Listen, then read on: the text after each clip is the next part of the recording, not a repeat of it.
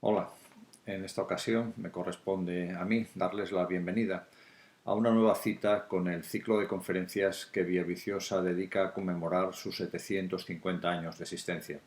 Soy Ángel Valle y represento a la Asociación Amigos del Paisaje de Villaviciosa, que forma parte de la comisión organizadora de los actos en los que se integra este ciclo. No vamos a insistir en la difícil situación sanitaria en la que nos encontramos y las consecuencias que ello está teniendo en todos los demás ámbitos de nuestras vidas. Así que no queda más que agradecerles su atención, pedirles disculpas por las deficiencias técnicas que pudieran darse en la grabación y para todo ello paciencia. En la sesión que ahora abrimos contamos con la participación de Rogelio Estrada García, arqueólogo comprometido familiar, personal y profesionalmente con el entorno de la ría a la que va a dedicar su intervención. Con más de 30 años de ejercicio profesional a sus espaldas y bastantes más decenas también de publicaciones e informes de campo procedentes de sus excavaciones y de sus análisis del terreno y de la documentación relativa a esos espacios de trabajo. Es licenciado por la Universidad de Oviedo y sigue de algún modo vinculado a la misma, pues en la actualidad es colaborador del equipo de investigación en arqueología medieval que dirige el catedrático José Avelino Gutiérrez González, un equipo que a su vez forma parte del grupo de investigación Arqueos, acreditado con el sello de excelencia por la Universidad de Oviedo desde 2014. Rogelio ha participado en la elaboración de más de una decena de cartas arqueológicas para municipios asturianos, como por ejemplo Parres, Somiedo o Lena. Ha formado parte también de excavaciones en diferentes cascos históricos de la región, particularmente en los de Oviedo, Grau o la propia Villaviciosa, en espacios tan emblemáticos y ricos en información como la Foncalada, el casco antiguo de Oviedo, el entorno del Museo de Bellas Artes de Oviedo con motivo de las obras de ampliación, la muralla de la Villa Moscona o aquí mismo en Villaviciosa el patio trasero de la Casa de los Evia y diversos solares en la Calellina de les Indies. Algunos de estos trabajos y otros más recientes le han llevado a conocer con mayor precisión el papel de la ocupación y el poblamiento del territorio astur durante los siglos del Imperio Romano y los posteriores. Y en muchos casos le ha llevado también a replantearse afirmaciones de la tradición académica. Esta experiencia, que le convierte en un especialista de referencia, procede de trabajos como las excavaciones entre Lena y Ayer en el campamento romano del Monte Curiechos y en la fortificación del Homón de Faro, o en el enclave conocido como el Muro de Teberga, entre este concejo y el de Somiedo, o las realizadas en las termas romanas de Balduno, en las Regueras, o en la necrópolis de Argandenes, más cerca, en Piloña, o de nuevo, otro mucho más cercano, como es el del camino de acceso a la isla del Monesterio en San Martín del Mar.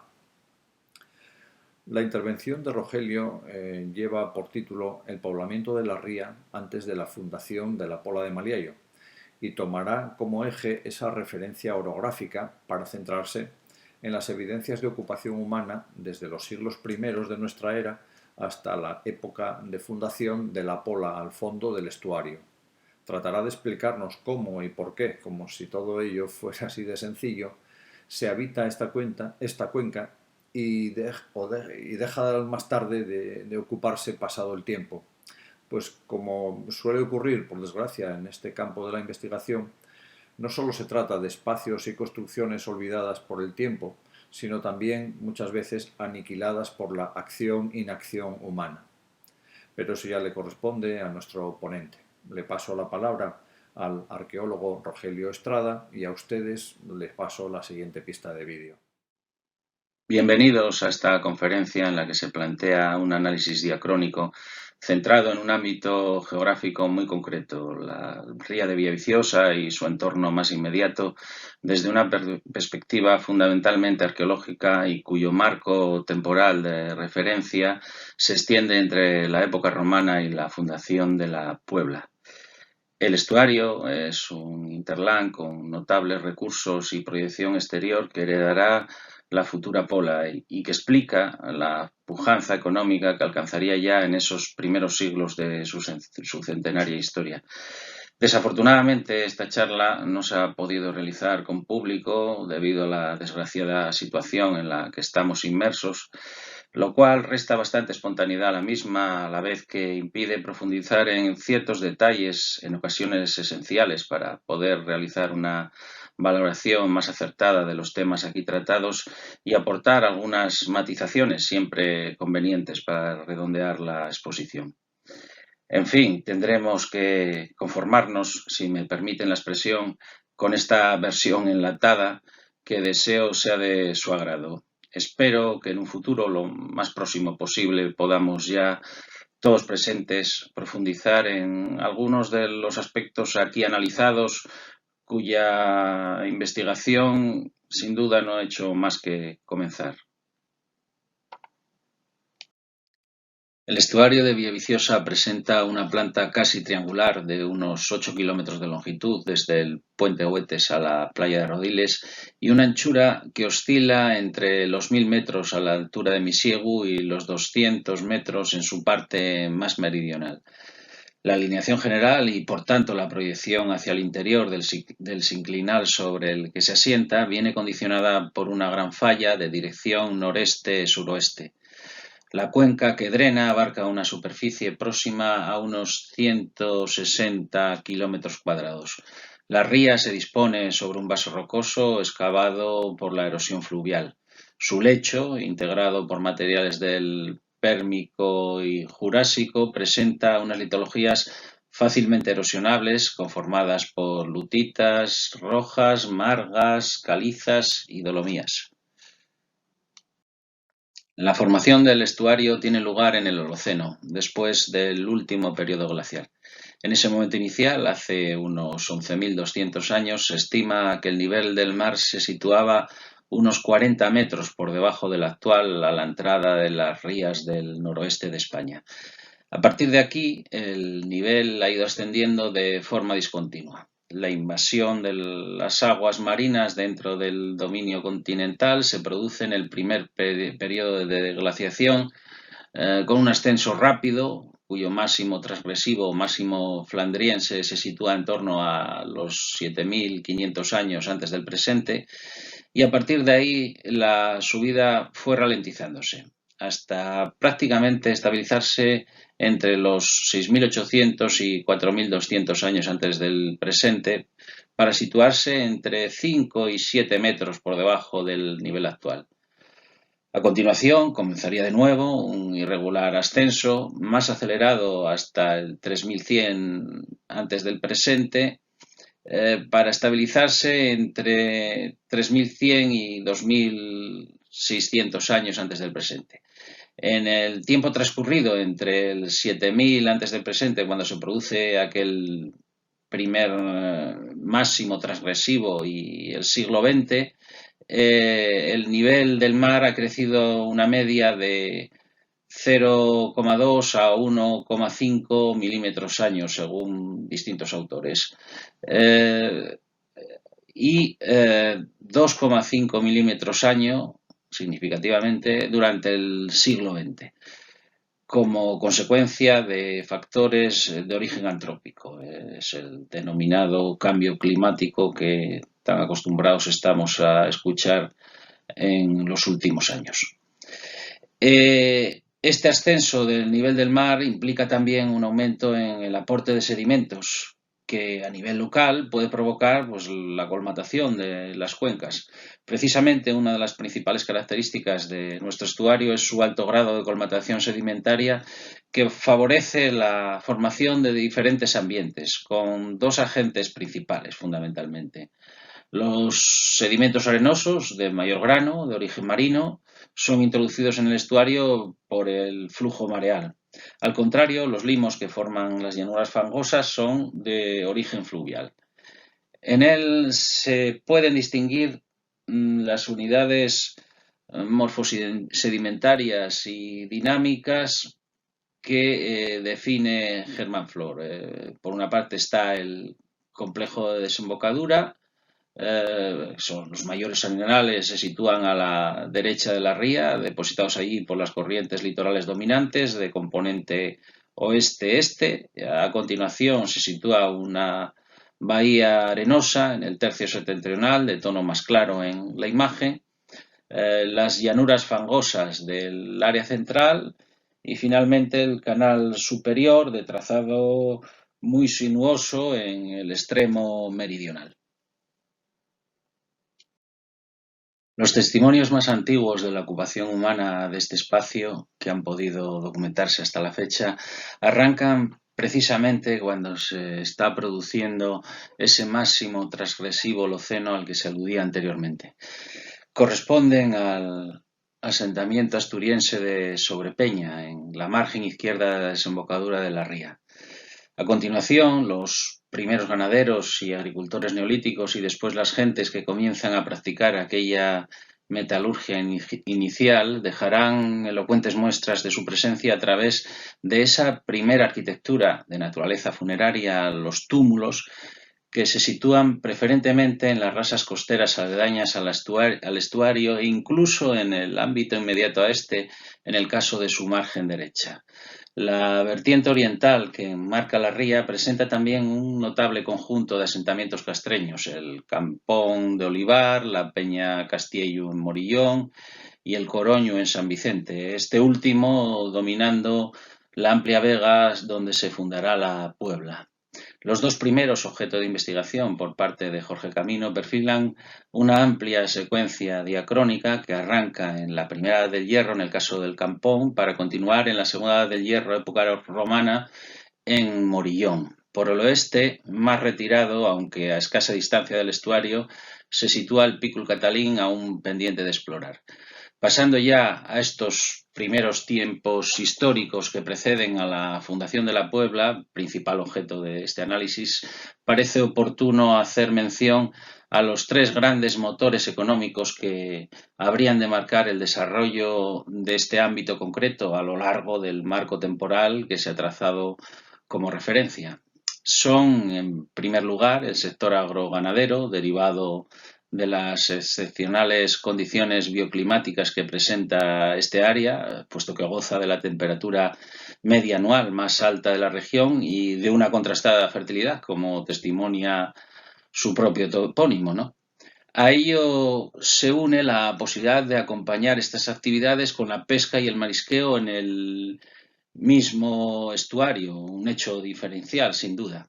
Y finalmente el comercio marítimo atlántico, incluso de medio o largo alcance.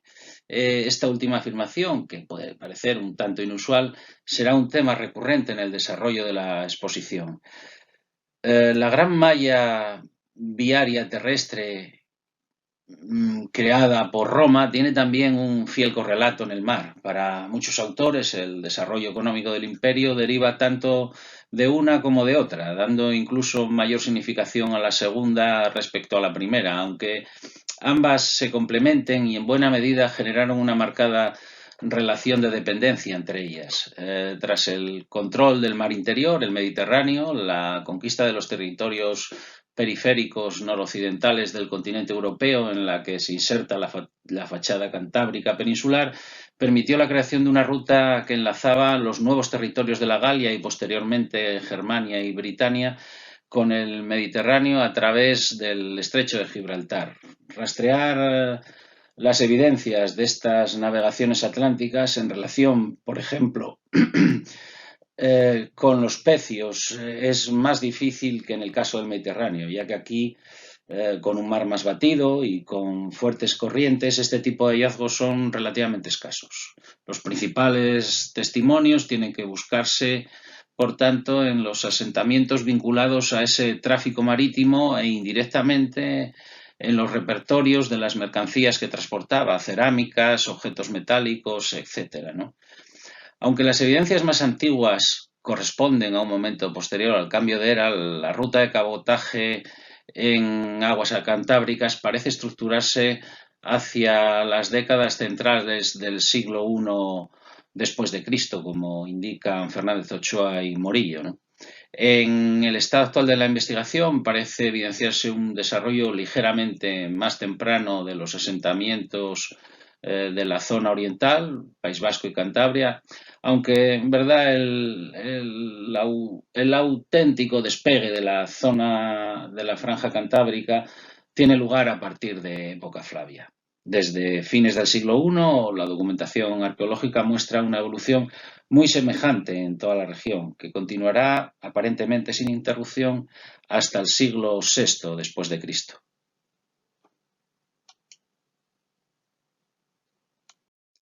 En relación con esta navegación atlántica, uno de los principales problemas a resolver respecto al Mediterráneo fue el de las fuertes oscilaciones mareales.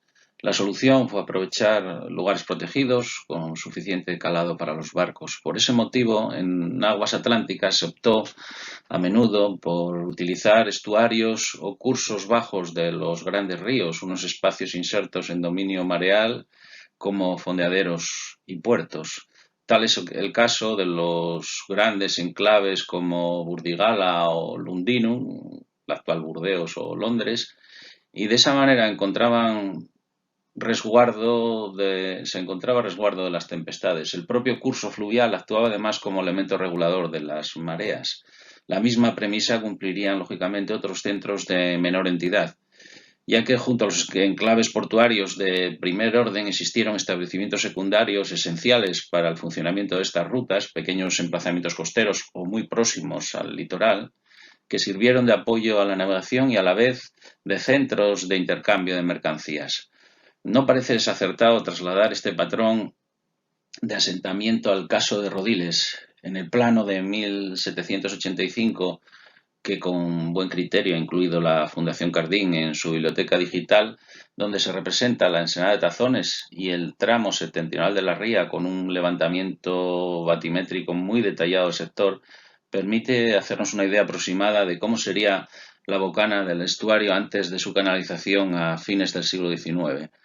En todo caso, conviene indicar que el testimonio que ofrece es meramente orientativo, teniendo en cuenta las condiciones cambiantes del estuario en una zona además sujeta a fuerte influencia mareal. No obstante, el documento transmite en particular un dato fundamental, como es el de la difícil maniobra que habrían de realizar las embarcaciones para adentrarse en esa bocana derivada de la presencia de bajíos en la propia barra, en una zona además bastante batida por el mar. Prueba de ello es la minuciosa descripción que acompaña esta carta náutica en la parte inferior derecha de la misma. Certifica también esta circunstancia el hecho de que tras la canalización de este tramo inicial de la ría y la construcción del muelle del Puntal, este último contase con la presencia de un práctico para facilitar la entrada de los barcos en ese corto tramo de desembocadura del estuario. Otro dato de interés es la propia configuración del canal, que presenta un considerable calado, aún en marea baja, en el área situada al suroeste de la loma que cierra por el sur la playa de Rodiles. La misma información transmite el plano de Lequerica, levantado un siglo después, en 1886, que se muestra en la parte inferior izquierda de la diapositiva. En la parte superior derecha de la imagen se reproduce el detalle de la zona en el plano del concejo de Villaviciosa que acompañaba la descripción del mismo, concluida por Caveda y Nava en 1818 con destino al fallido diccionario de Martínez Marina. En él se refleja la referencia expresa a las ruinas de Puerto. En estas representaciones, así como en la foto aérea del vuelo americano de 1956-57, podemos apreciar también la morfología del amplio saliente que se adentra en la marisma cerrando por el noroeste la ensenada de Misiegu, donde previsiblemente se asentarían las instalaciones portuarias y al menos una parte del hábitat generado en torno a las mismas. Desde luego resulta muy sugerente la forma que adquiere el referido saliente en su cara interna, cuya morfología se dibuja perfectamente en el plano de 1785, en el de Lequerica e incluso en el vuelo americano, aunque en este último la marisma ya se encontraba rellenada. En este sentido, cabe preguntarse si esta zona pudiera ser el punto donde atracaban las embarcaciones, ya muy desdibujada tras siglos de abandono por rellenos provenientes de aportes sedimentarios de origen natural, que igualmente habrían colmatado el canal secundario que la unía con el curso principal de la ría. En estas imágenes se señala con una flecha como elemento más destacado, clave para interpretar sin duda el conjunto, los restos de la construcción del Pico La Forca, situados precisamente, y su ubicación no es en absoluto casual, en el vértice noroccidental de la loma que cierra por el sur la playa de Rodiles. La particular disposición de este edificio, en una posición elevada, al borde del cantil, delatan una inequívoca funcionalidad defensiva, de control de acceso al estuario, por una parte, y de las instalaciones vinculadas al propio fondeadero. El primitivo asentamiento, cuya vida debió mantenerse a lo largo de más de 1000 años, generó probablemente un hábitat muy esponjado, con abundantes espacios exentos de edificaciones, siguiendo patrones urbanísticos relativamente frecuentes en contextos romanos, tardoantiguos e incluso altomedievales. Parece creíble, en función de la particular configuración topográfica del área, que éste conformase una mancha habitacional en forma de L, bordeando por el oeste y el norte la ensenada de Misiegu, orientada al mediodía y a resguardo de los vientos del norte y nordeste gracias a la loma que cierra la playa de Rodiles. Cabe especular acerca de las dimensiones del yacimiento en función de los hallazgos documentados hasta la fecha. Este podría alcanzar en sentido noroeste-sureste algo más de 1 kilómetro y aproximadamente medio kilómetro al menos en su extremo occidental. Pasemos a realizar una breve descripción de las evidencias localizadas en el entorno, reflejadas en el artículo de José Manuel González sobre los restos de Rodiles. En primer lugar, el Pico La Forca, antes aludido, una torre con toda probabilidad, asentada en el extremo noroccidental del acantilado, situado al sur del Arenal, elevada sobre este unos 20 metros. Se desconocen las dimensiones exactas de la estructura, aunque cabe especular que uno de sus laterales, situado en el borde del cantil, superaría los 10 metros. Al pie de este resalte rocoso, en la zona de Peñafurada y la Capilla de Santiago, se encontraban otras construcciones hoy desaparecidas. Al sureste de las anteriores se localiza la necrópolis de San Llorenti, integrada por tumbas de lajas, junto a otras de tipo mixto que incorporan en su fábrica latericio romano, reaprovechado de anteriores construcciones de este periodo. Es con toda probabilidad el cementerio de la iglesia medieval de San Salvador de Puerto, que por tanto habría de situarse en ese sector del enclave. Bastante más alejada al este, en los Tarreros, con motivo de las obras de ejecución del chalet que se señala en la imagen en el año 53 del pasado siglo, indica Constantino Cabal que se localizó una tumba que contenía un esqueleto, un arma, un plato y una ánfora. Quizá esta última sea una vasija de perfil globular muy característica de los ajuares funerarios visigodos, en particular de los de época tardía. Al sureste, el anterior, en la zona de la Griega, se encontraban los restos de una edificación, la Capilla de los Moros, de planta rectangular, de 5,9 por 2,30 metros de lado, que presentaba una curiosa hornacina en la cabecera y a la que se atribuyó una posible funcionalidad religiosa. La construcción fue arrasada en 1987. Al noreste de esta se sitúan los vestigios de un acueducto. Con motivo de la realización de la Carta Arqueológica de Villaviciosa, tuvimos ocasión de documentar una canaleta de cerámica que obraba en poder de un vecino de Selorio. Esta procedía de la zona que se señala en la imagen. La pieza, con su característica sección en U, es típica de las canalizaciones de época romana, aunque es posible la pervivencia de este tipo hasta época altomedieval. La morfología de esta traída de agua ha de ser más o menos similar a la que se muestran las imágenes en blanco y negro pertenecientes a una conducción de este tipo documentada en un yacimiento francés, en este caso. Otro ámbito que ofrece testimonios relacionados con este asentamiento es el Monte de Rodiles. Aquí se detecta la presencia de un gran muro con una longitud próxima a los 300 metros, marcado en rojo en la imagen, que cierra íntegramente en sentido noroeste-sureste la parte alta del monte por su ladera meridional, mientras que por el norte la zona presenta huellas de un enorme deslizamiento en masa de la ladera que generó un marcado cantil que a su vez ejerce de defensa natural. Ambos acotan una plataforma con suave caída hacia el sur y escalonada hacia el este, que por su parte más ancha en el costado occidental rondará los 30 metros de fondo aproximadamente. No se aprecia en superficie o en la entalladura por donde discurre el camino que da acceso al alto restos de otro tipo de estructuras salvo el citado muro. En este área recogió José Manuel González restos del latericio romano en la visita que realizó a la zona en la década de los años 50 del pasado siglo y que sirvió de base para la redacción del artículo al que se hizo alusión en diapositivas anteriores.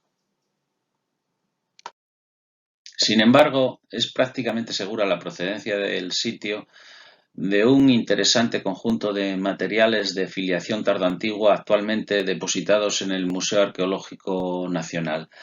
Aunque tradicionalmente se vincularon a la necrópolis de San Llorenti, la revisión de la ficha de entrada en la citada institución museística no deja lugar a dudas. En ella consignó Camps Cazorla, el conservador del departamento de medieval en aquel momento, a principios de los años 40 del pasado siglo, que fueron entregados por un oficial de complemento, detallando que se extrajeron durante la ejecución de unas trincheras en el Monte Rodiles, un topónimo en absoluto asociado a otra zona del entorno. Como señaló en su día el profesor Avelino Gutiérrez, a quien debemos el estudio pormenorizado del lote, destacan dentro de este notorio elenco dos puntas de lanza de morfología muy alargada que guardan notables semejanzas con las framias o las lanzas pesadas de choque propiamente francas usadas para las luchas a caballo, unos tipos similares a los recuperados, por ejemplo, en la necrópolis alavesa de Aldayeta.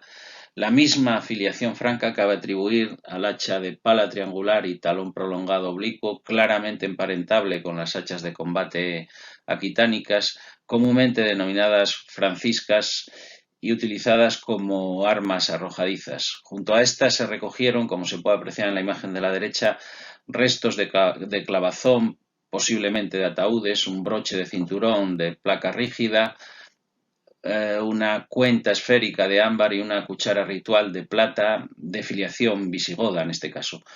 Completan el lote una punta de dardo venablo y numerosos fragmentos de cuchillos de clara tipología germánica, como se puede apreciar en la parte derecha de la imagen, al margen de otras consideraciones que a buen seguro merece este excepcional conjunto.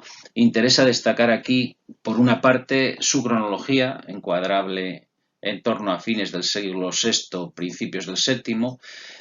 Por otra, como se ha indicado, algunas armas son características del área franco-aquitana, donde es habitual su inclusión en tumbas masculinas, caso de esas framias que hablábamos anteriormente, aunque su presencia en los ajuares mortuorios es rastreable también en la zona vasco-navarra e incluso cántabra, delatando muy probablemente la notable difusión e influencia que alcanzaron estas producciones aquitanas en el ámbito cantábrico peninsular y territorios aledaños. El hallazgo testimonia asimismo la vigencia de aquel área comercial franco-cantábrica de época romana, aunque esta actividad mercantil se desarrollase a una escala sin duda menor, naturalmente. Un área comercial que en momentos posteriores, avanzada la Edad Media, volvería a revitalizarse a través del comercio de la sal, entre otros productos. Pero además nos transmite otra información, en este caso en clave local, como es la pervivencia de aquel hábitat. El viejo fondadero romano sigue cumpliendo su función como centro receptor de ese comercio atlántico. La ría ejerció también de barrera natural. Este hecho motivó la duplicación de los ejes viarios en ambas márgenes. La extensión del estuario determinó también la disposición de dos vados en las partes más estrechas del mismo, uno fluvial en la desembocadura, en San Salvador de Puerto, y otro probablemente terrestre en la cabecera, muy próximo a la zona donde se asentaría la Puebla, controlado quizá por la fortaleza de Peña Castiello, tradicionalmente identificada como el Castro de Santa María, que permutó el conde Piñolo Jiménez con el rey Bermudo III en 1032. Una hipótesis, esta última, difícil de asumir si reparamos en la cronología más bien tardía de los materiales cerámicos recuperados en las excavaciones realizadas por Jorge Camino en la década de los 80. Por otra parte, es significativa la presencia de templos altomedievales distribuidos en torno a la vieja vía marcada en azul en la diapositiva que comunicaba el Vado del Puntal con el futuro solar de la Puebla, desde donde enlazaría con el trazado que discurre hacia el fondo del valle y conduce a Oviedo y que cuenta a su vez también con una derivación a Gijón. En esta diapositiva se indica la localización de algunos templos o monasterios de los siglos IX a XII que se sitúan en este ámbito aledaño a la ría o en su cercanía. La mayor parte de estos templos aparecen recopilados en donaciones insertas en el Liber Testamentorum, todas ellas objeto de interpolaciones. No obstante, parece claro que algunas de las fundaciones aquí reseñadas existían con bastante probabilidad en la fecha que se produjeron las donaciones, como sucede con el monasterio de San Martín del Mar, San Andrés de Bedriñana, San Salvador de Puerto o Santa Eulalia de Selorio. En cualquier caso, sí ha de admitirse la existencia de todos estos templos en la época en que se compiló el citado libro de los testamentos avanzado el primer cuarto del siglo XII. La mayoría de las donaciones corresponden a los monarcas Ordoño I en el año 857, Alfonso III en el 905 y Ordoño II en el 921. Otras fuentes auxiliares serían también los testimonios epigráficos, con ejemplos tan excepcionales como los del templo de San Salvador de Fuentes, ¿no? Una parte de las iglesias sufrieron reformas posteriores, varias con fábrica románica, otras más modernas, de tal forma que no se puede determinar, en ausencia de una excavación arqueológica, si se asientan sobre una construcción anterior.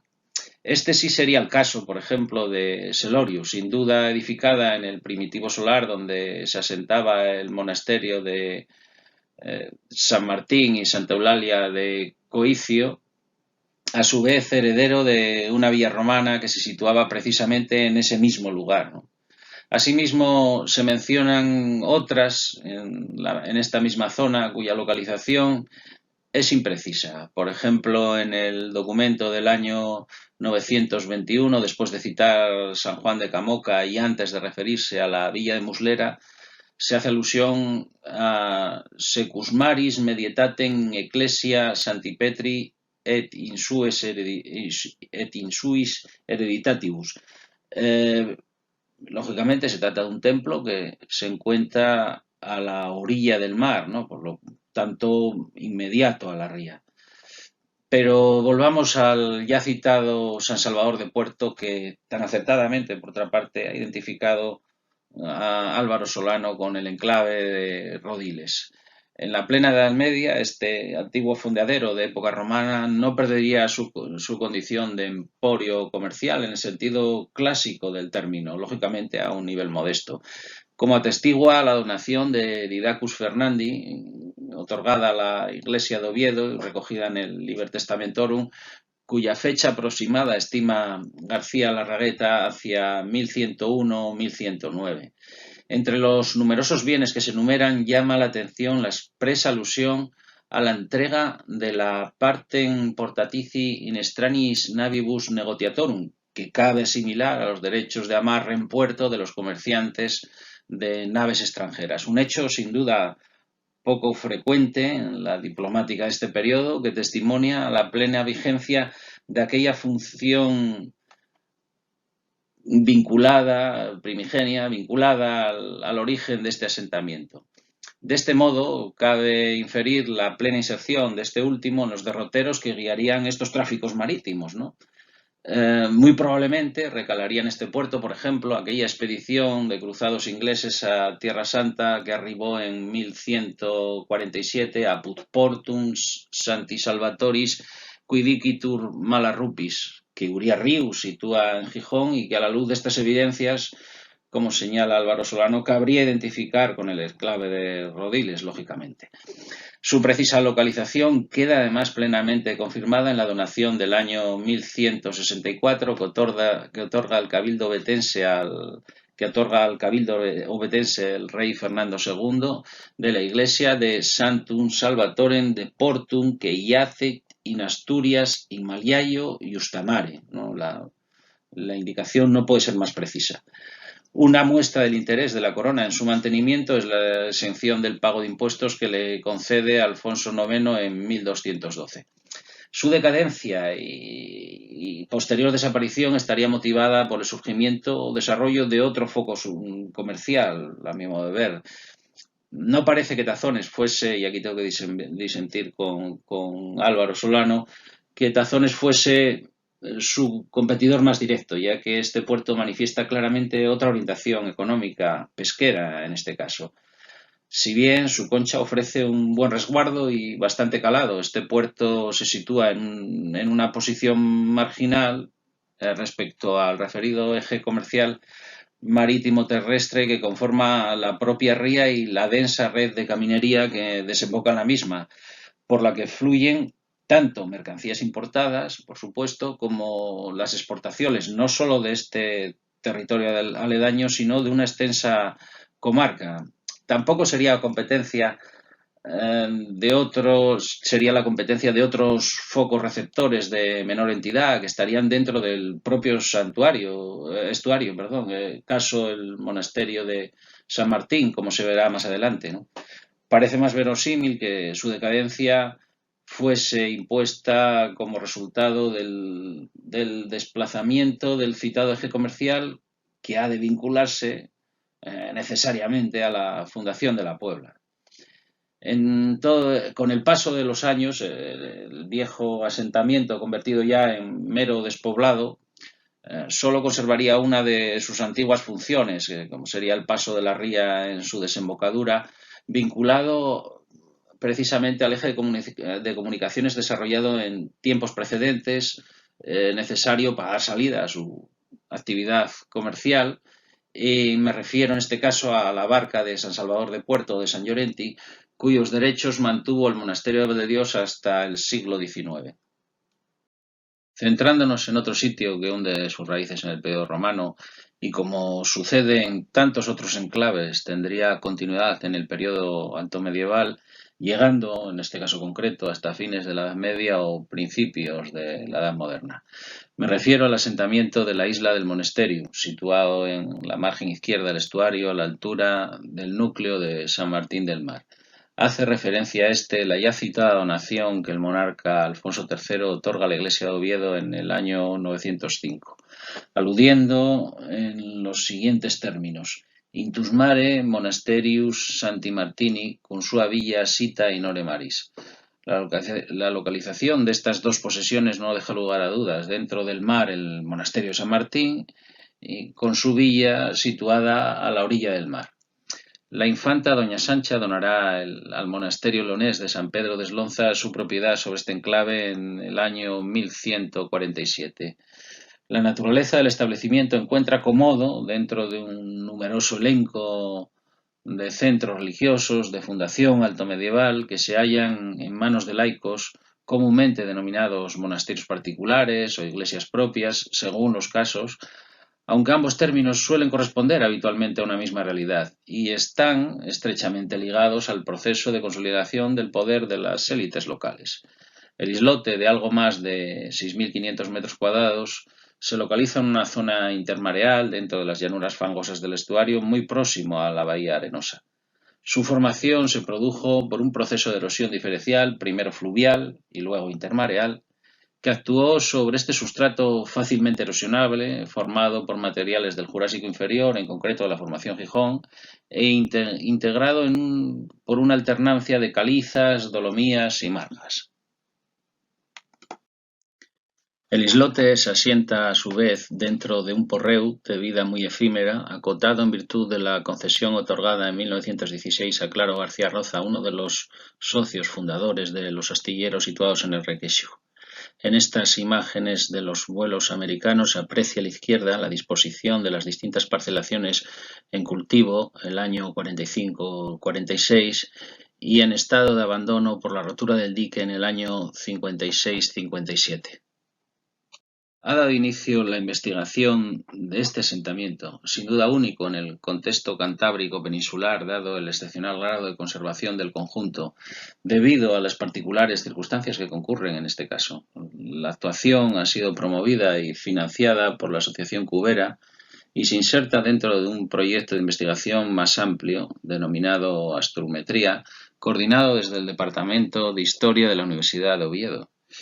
Los primeros trabajos se han concentrado en el primitivo camino de acceso al sitio, a la espera de que algún día se pueda entrar a trabajar dentro del islote de propiedad privada, donde se localizan las ruinas de un gran conjunto de construcciones situado en el tercio nororiental del mismo y que ocupa una superficie próxima a los 2000 metros cuadrados. El referido camino, de trazado prácticamente rectilíneo, se asienta sobre la marisma y alcanza una longitud de algo más de 70 metros. Delata su presencia una amplia franja de piedra que se disemina en el eje y laterales del trazado, conformando una banda de unos 18 metros de ancho. Los trabajos de la primera campaña de excavación, llevados a cabo en 2018, se concentraron en el tercio septentrional de la vía, con la apertura de un sondeo, marcado en tono rojizo en la diapositiva, que corta perpendicularmente su eje. Una labor particularmente compleja, motivada por las circunstancias excepcionales que concurren en este caso, ya que el trabajo diario hubo de adaptarse a los tiempos establecidos por el ciclo mareal.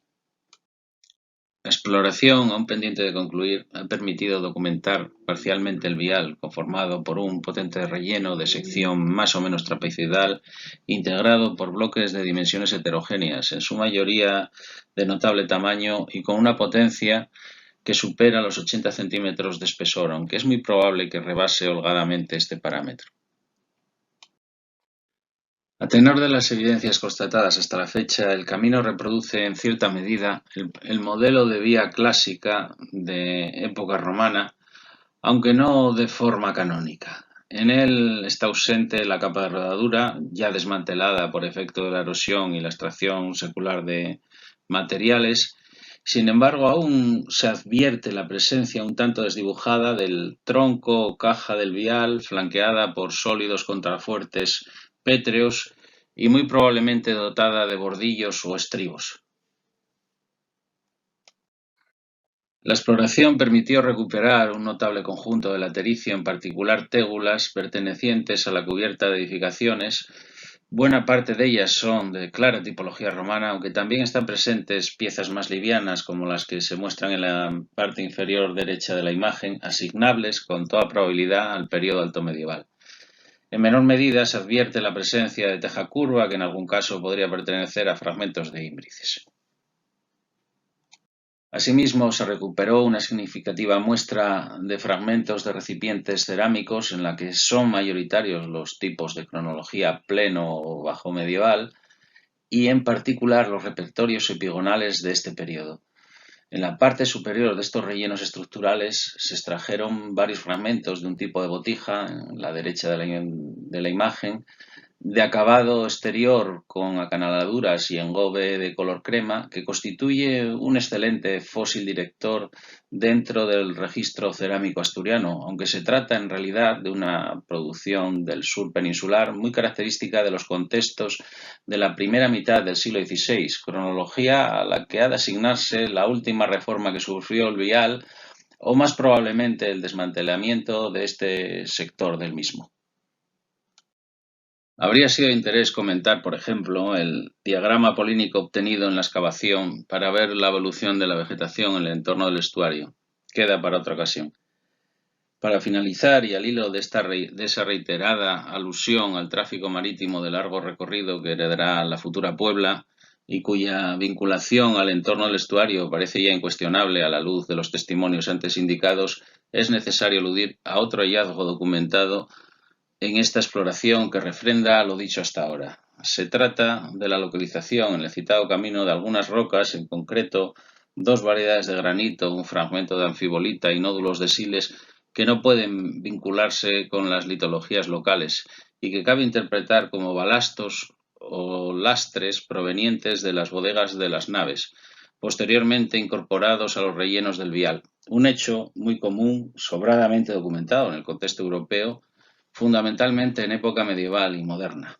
El hallazgo evidencia también el acceso de embarcaciones de cierto calado al asentamiento, sin duda posible a media marea o en pleamar, a través de un canal secundario que discurre en su mayor parte paralelo a la margen izquierda del estuario, hoy ya muy colmatado en su cabecera, en particular como consecuencia de los rellenos derivados de la ejecución del porreo antes indicado. Y esto ha sido todo. Gracias por su atención. Cuídense.